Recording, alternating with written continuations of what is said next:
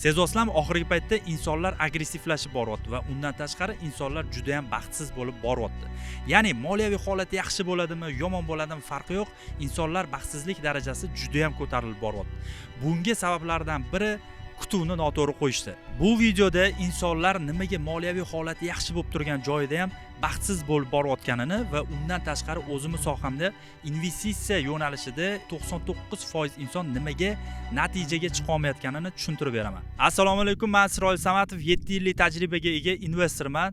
Shu investitsiya yo'nalishiga kirishimdan oldin yoshligimdan bizneslar qilib kelgan insonman va aynan bugun sizlar bilan moliyaviy holat yaxshi bo'lib turgan joyda ham nimaga insonlar baxtsiz bo'ladi va moliyaviy holati yomon bo'lganda ham nimaga insonlar baxtsiz bo'lib qoladi. O'sha haqida gaplashamiz. Bu birinchi mavzuyimiz. Xo'p, boshlaydigan bo'lsak, men birinchi o'rinda o'zimning bizneslarimdan birini aytib o'taman sizlarga. Samarqand Darvozada ishlaganman. Ya'ni o'sha yerda biznes qilganman, Xitoydan tovarlar olib keltirganman, misol uchun, ya'ni detskiy attraksionlar desak bo'ladi. Detskiy attraksionlar biznesini boshlashimdan oldin menda juda ham katta kutuv bo'lgan, ya'ni deylik million dollarlarga chiqish, bitta attraksionning orqasidan juda ham katta foyda qilish, shunaqa narsalar bilan kirib kelganman. Albatta bu tabiiy hol, juda ham ko'p insonlarda xuddi shunaqa narsalar bo'ladi va men aynan shu biznesga kirib kelganimda, bitta attraksion qo'yganimda o'zimda oyiga deylik 20 ming, 30 ming dollarlar foyda kelgan, lekin shu foyda kelib turgan joyda ham men aynan baxtsiz inson bo'lganman. Sababi men u joyda birinchi kirishimda kutuvimni umuman noto'g'ri qo'yganimda. Ya'ni shu biznesni boshlayman, moliyaviy holatimni yaxshilayman va shu joyda million dollarlarni deylik foyda qilib olaman, million dollarlab ishlab olaman degan maqsadda qo'yilgan. Keyin men kirganimdan keyin qarasam boshida juda ham kichkina summalar foyda bo'lgan. 20 ming, 30 ming dollarlab sirasi bo'lmagan, albatta kichkina narsalardan boshlaganman. Bu kichkina narsalardan boshlagan vaqtimda 15 kun oralig'ida o'zini pulini oqlab va menga 15 kun oralig'ida 5 ming, 8 ming dollarlab atrofida menga pul kelishni boshlagan. Va qarabsizki, u joyda men 5 ming dollardan topganimda menda kutuv nima edi? Menda kutuv million dollarga bir yilda chiqib olish edi. Shu biznes orqali millioner bo'lib olish edi. Va 5 ming dollar topgan joyimda shu joyda menda nima bo'ldi? Albatta buni ko'pchilik aytishi mumkin, sizda noshukrlik bo'lgan deyishi mumkin, lekin oranglarda bunaqa insonlar ham yo'q emas o'rtoqlar. Hammamiz pasti shunaqamiz. Nima demoqchiman? Hammamiz shunaqa maqsad qo'yamiz, katta maqsadlarni qo'yib yuboramiz, oldimizga kutuvlarni katta qo'yamiz va u joyda unaqa emas. Lekin natija bo'lib turgan joyda ham unaqa natija bo'lmagani uchun, biz xohlagan narsamiz bo'lmagani uchun biz o'zimizni yeb boramiz. O'sha joyda biz albatta baxtsiz insonga aylanamiz. Misol uchun 5 ming, 8 ming dollar O'zbekiston sharoitida topgan inson albatta o'zi baxtli bo'lishi kerak, to'g'rimi? Men shaxsan o'zim shu pulni topgan vaqtimda men baxtsiz inson bo'lganman. Chunki menda u narsa deylik maqsadimga yetishimga juda ham uzoqligini tushunib yetganman. Keyin qaranglar, yana shunaqa narsa bo'lganki, shu sohada, shu yo'nalishda davom etganman. Ya'ni yana boshqa attraksionlar olib keltirish, boshqa narsalar bo'lgan, olib keltirganimda tabiiy u joyda daromadim ko'tarilib borgan. 20 ming, 30 ming dollar atrofida daromadga chiqqanman. Aynan shu joyda men eng katta o'sha biznesim bo'yicha eng katta narsani qilmoqchi bo'lganman va shu biznesim orqali men million dollarga chiqishga tezroq harakat qilganman. Ya'ni eng katta sarmoyani o'sha joyi o'zida men yo'naltirganman. Misol uchun deylik, men yillar davomida topgan pulimni hammasini yig'ganman-da, yig'ib turib bitta narsa qo'yaman va shu narsani o'zi menga katta narsa olib keladi deb turib, yig'gan pullarim hammasini bitta narsaga qo'yganman. Ya'ni zakaz qilganman o'sha narsani, olib kelganimdan keyin aynan o'sha narsa menda o'xshamagan. Ya'ni minusga qarab ketgan va topgan pullarim hammasini deylik uni arendasi uchun sarflaganman va shu joyda men eng katta xatolardan birini qilganman. Yana qarabsizki, ishlarim o'xshamagan holatda ham baxtsiz bo'lganman, ishlarim o'xshab turgan holatda ham baxtsiz bo'lganman. Aslida menda kutuv to'g'ri bo'lganda, ya'ni bu sohaga kirganimda undan oldin qancha pul topardim? 500 dollar pul topardim. Lekin shu biznes sohasiga kirganimda men 5 ming, 8 ming dollar topsam, o'sha vaqtda men agar kutuvni to'g'ri qo'yib, deylik 500 dollar topgan joyimda, agar shu biznesimdan 1000 dollar topsam, xudo xolisa u yog'iga mana bunaqa bo'ladi degan maqsadlarni qo'yganimda, sekin-sekinlik bilan bu joyda ko'tarilaman degan maqsadlarni qo'yganimda, albatta 1000 dollar emas, menda 5000 dollar foyda bo'lganda, men baxtsiz bo'larmidim yo baxtli bo'larmidim? O'zingizlar shu joyda o'ylab ko'rishingiz mumkin. Aslida biz qanaqa kutuv qo'yishimiz kerak bo'ladi? biznesdami, boshqa narsadami biza birinchi o'rinda kutuvni to'g'rilab olishimiz kerak bo'ladi. Men sizlarga bu videoda optimist bo'lish yoki pessimist bo'lish haqida gapirmoqchi emasman. Men shunchaki realist bo'lish haqida gapirmoqchiman. Ya'ni biza bitta sohaga kirganimizda, misol uchun biznes qilmoqchimizmi yoki boshqa yo'nalishda harakat qilmoqchimizmi, shu joyda biza realistik qarashimiz kerak bo'ladi. U yo'nalishingizda $1 million topish imkoniyati bo'lsa ham, sizlar birinchi o'rinda nimani qarashingiz kerak bo'ladi? Birinchi o'rinda $10 000 topishi. Maqsadni katta qo'yish bu yomon emas. Shu narsani tushuntirib o'tay sizlarga. Maqsad katta qo'yilaverish kerak, lekin realniroq maqsad bo'lishi kerak. Ya'ni aytmoqchi bo'lganim, $1 million sizlar misol uchun topmoqchisizlar. $1 million topish uchun birinchi o'rinda $10 000 topish kerak va shu joyda $10 000 topilgandan keyin $10 000 dan yana $10 000 qilish osonroq bo'ladi. $10 000 maqsad qo'yildimi, $10 000 topganingizdan keyin ana undan keyin keyingi etap $100 000 uchun harakat qilish kerak. $100 000 topganingizdan keyin keyingi etapda sizlar bemalol $100 000 dan yana $100 000, undan keyin sekin-sekinlik bilan o'sha $1 million ga chiqish imkoniyatiga ega bo'lasizlar. Va shu joyda agar sizlar boshidan $1 million mana shu narsani o'zidan qilaman degan narsani qo'yib qo'yadigan bo'lsanglar, albatta sizlar $10 000 topadigan bo'lsanglar, umidinglar so'nib ketib qoladi. Ya'ni sizlarni o'sha narsada kutuvinglar umuman boshqacha bo'lgan, sizlar o'sha narsani qilginglar ham kelmay qoladi, hafsalangiz bo'lmaydi, shunchaki u ishni tashlab qo'yishingiz mumkin bo'ladi. Yana sizlarga bitta oddiy misol aytaman, shundan keyin sizlar yaxshi tushunib olasizlar bu narsani. Ya'ni men Instagram tarmog'iga yoki YouTube tarmog'iga chiqishimdan oldin menda kutuv umuman boshqacha bo'lgan. Insonlarga video qilaman, manfaatli videolar bo'ladi, moliyaviy savodxonlik bo'yicha tushuntirishlar bo'ladi va o'zimni kasbimdan natijaga chiqqanim uchun shu yo'nalishda men moliyaviy bilimlar berib boraman degan maqsadda chiqqanman. Va u joyda meni maqsadim nima bo'lgan? Men insonlarga shu narsani beraman, albatta meni obunachilarim juda ham ko'p bo'ladi va qo'llab-quvvatlashlar juda ham ko'p bo'ladi degan maqsadda chiqqanman. Lekin shu joyda men kutuvni umuman noto'g'ri qo'yganman. Ya'ni men 1 yil ichida milliontadan ko'proq obunachim bo'ladi. Chunki buni sababi men u insonlarga juda ham ko'plab foydali narsalarni berishga qaror qilganman. Shunaqa narsa bo'ladi deb o'ylaganman, lekin kutuvda adashganman o'rtoqlar. Birinchi, ikkinchi, 5-videolarim yoki birinchi oy, ikkinchi oygacha bo'lgan videolarimda umuman unaqa narsa bo'lmagan. Aksincha, menda negativlar juda ham ko'p bo'lgan. San qoluvding chiqmagan degan gaplarni ham eshitganman. Aynan shu vaqtda menda hafsala sovishi boshlagan. Chunki menda obunachi qo'shilmagan umuman, qo'llab-quvvatlashlar ham bo'lmagan. Bundoq qarasak, layklarim ham bo'lmagan. Shu joyda meni hafsalam sovib, ancha vaqtgacha Instagram yoki YouTube tarmoqlarini tashlab qo'yganman. Va shu joyda men tushunib yetganmanki, kutuvim umuman noto'g'ri bo'lgan. Kirib kelganimda kutuvni qanaqa qo'yishim mumkin edi.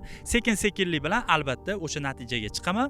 Insonlar qanaqadir qabul qilishi mumkin, yomon qabul qilishi mumkin yoki yaxshi qabul qilishi mumkin. Shu narsani oldimga qo'yib, realniy ko'z bilan qaraganimda menda o'rtada 6 oylab tashlab qo'yish yoki 1 yillab chiqmaslik unaqa narsalar bo'lmas edi o'rtoqlar. Shu narsadan tushunib olishingiz mumkinki, sizlar ham hayotingizda o'zi umuman boshqa ishlar qilsizlarmi, nima qilmoqchi bo'lsanglar ham kutuvinglarni sal realniyroq qo'yadigan bo'lsanglar, albatta o'sha natijalarga chiqasizlar. Maqsadni kichkina qo'yinglar demayman, maqsadni katta qo'yinglar. Albatta o'sha maqsadlarga yetishasizlar, xudo xolisa. Shunchaki kutuvni to'g'ri qo'ysanglar bo'ldi. Kutuvni to'g'ri qo'yganingizdan keyin sekin-sekinlik bilan albatta o'sha natijalarga chiqiladi. Yoki mana kutuv qo'ydinglar, deylik katta kutuv qo'ydinglar-da, misol uchun, yoki kichkina kutuv qo'ydinglar, sizlarda kattaroq natija bo'ldi. Kattaroq natija bo'lganini hisobiga sizlar ishoninglar, oldingi holatingizdan ko'ra deylik $1000 topmoqchisizlar-da, lekin sizlarga $5000 kelyaptimi? Albatta shu joyda sizlar o'zingizlarni ancha baxtli his qilasizlar. Shuning uchun kutuvni birinchi o'rinda to'g'ri qo'yib olishimiz kerak. Endi men sizlarga o'zimning yo'nalishimda, investitsiya yo'nalishida va undan tashqari trading yo'nalishida 99% insonlar nimaga xato qilib, nimaga shu sohani tark etishini tushuntirib beraman. Va 99% insonlar nimaga natijaga chiqa olmasligini aniq fakt bilan keltirib beraman. Hozirgi kunda bilasizlar, Instagram tarmog'ida misol uchun ko'rishingiz mumkin, har xil luxury hayotlarni ko'rasizlar. Deylik $100 bilan $10,000 qilib yuborganini 5 soat ichida yoki 1 kun ichida shunaqa katta summalar topganini ko'rishimiz mumkin, yoki $1000 bilan millioner bo'lib ketganlarni ko'rishimiz mumkin. Aynan shu narsalarni ko'rgan holda, luxury hayotlarni ko'rgan holda insonlar umuman noto'g'ri kutuv bilan shu sohalarga kirib kelishadi. Ya'ni bu joyda trading sohasi yoki boshqa narsalar noto'g'ri targ'ib qilinyapti. Insonlarda nima paydo bo'ladi? Men ham hozir shu holatimda, misol uchun, kreditlarim yopib olishim mumkin, qarzlarim yopib olishim mumkin, hayotimni shunaqa to'g'rilab olishim mumkin, tezda boyib ketishim mumkin degan ma'noda bu yo'nalishga kirib kelishyapti. Va qarabsizki, unaqa narsa bo'lmagandan keyin bu yo'nalishda, bu narsa bo'lmas ekan, laxatron ekan degan gaplar albatta chiqib ketishyapti. Va shu joyda juda ham ko'plab insonlar, 99% insonlar bu sohani tark etgan. Katta ehtimol bilan mana o'sha misol uchun deylik, laksurilarni ko'rib kelyapsizlar. O'sha laksurilarni ko'rib kelganingizdan keyin qaysidir insonlar trading sohasiga kirib kelgan bo'lsa, o'sha insonlarni xohlagan insonlarni bitta ushlab turib, oradan 2 oy o'tgan bo'lsa yoki 3-4 oy o'tgan bo'lsa, o'sha insonlarni o'zidan so'rab olishingiz mumkin bo'ladi. Ya'ni bu soha qanaqa soha ekan deb so'rasanglar, albatta u insonlar shunaqa narsalar bilan kirib kelgani uchun hafsalasi pir bo'lib sizlarga gapirib beradi. Ya'ni bu joyda kutub umuman noto'g'ri shakllanyapti. Mani ko'rib turgan insonlar sizlarga savol, misol uchun deylik, laksuriyni ko'ryapsizlar. Ya'ni go'zal hayotni ko'ryapsizlar. Kimdir chet ellarda yuribdi, kimdirlar misol uchun $100,000 balansidan pul yechayotganini ko'rsatyapti. Kimdirlarda ko'ryapsizlarki, $1,000,000 pulni ko'ryapsizlar misol uchun. O'shani ko'rganingizdan keyin sizlarda shu yo'nalishda xuddi shunaqa qisqa muddatda xuddi shunaqa boyib ketaman degan his uyg'onmaydimi? Albatta shunaqa his uyg'onadi va shunaqa kutib qo'yasizlar. Xuddi sizlarda ham xuddi shu narsa bo'ladi. Nimaga unda bo'lgan, menda bo'lmaydimi degan narsa bilan shu yo'nalishga kirib kelasizlar. Undan keyin kirib kelganingizdan keyin bu yo'nalish aslida sal boshqacharoq bo'lsa, sizlarga $1,000,000 emas, deylik $100,000 misol uchun bir oyda sizlar $20 daromad qiladigan bo'lsanglar, sizlarda kayfiyat tushib ketadi. Umuman kayfiyatingiz tushib, sizlar bu soha boshqacha soha ekan, bu soha bo'lmagan soha ekan degan tushunchaga kelishni boshlaysizlar. Lekin aslida vaholanki sizlar o'sha joyda 20% daromaddasizlar. $100 dan $20 topib turibsizlar, lekin shu joyda ham hafsalanglar o'ladi umuman.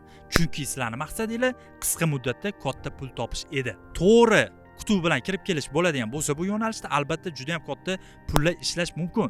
Ishlash mumkin emas demayman, lekin bu sohada bekorga etilmagan pul sabrsizlardan sabrlilarga o'tadi degan o'zini qoidasi bor. Ya'ni bu joyda sizlar kirib keldinglar, sirazi millionlarni emasda kirib keldinglar, real qaranglar o'rtoqlar.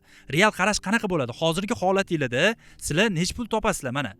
$300 topasizlarmi? 3 million so'm, $500 topasizlarmi? Misol uchun 6 million so'm oylik olarsizlar misol uchun hozir.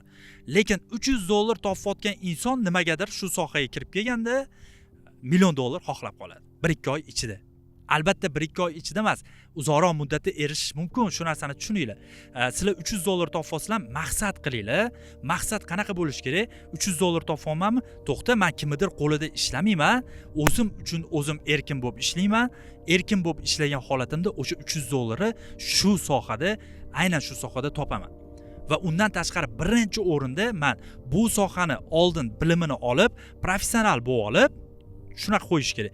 Professional bo'lib olib, undan keyin men qanaqa foizligini, qanaqa pulli ahamiyati yo'q u joyda, sizlar birinchi o'rinda 3 oy bo'lsa ham kamida natija qilishga harakat qilishingiz kerak.